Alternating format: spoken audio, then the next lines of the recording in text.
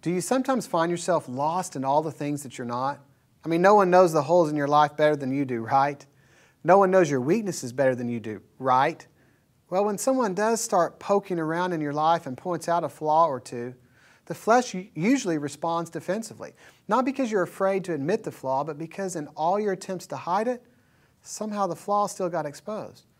I've thought about how many of my own shortcomings I try to slip under God's heavenly rug. I mean, how many times do I kind of dodge and weave with Him, protecting the holes in my life so that He will somehow continue to relate with me? It sounds stupid because I know He sees everything in my life, but just because He does, doesn't mean I want to see Him seeing all of my holes.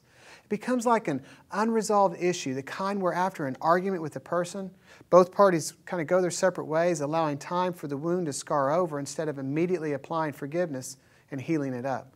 You know, those types of relationships never go any deeper. But at our worst moment, isn't that the way we relate with God? I imagine you don't want this type of relationship with God, do you? You don't want a relationship where you fear Him seeing into your life what you can already see yourself.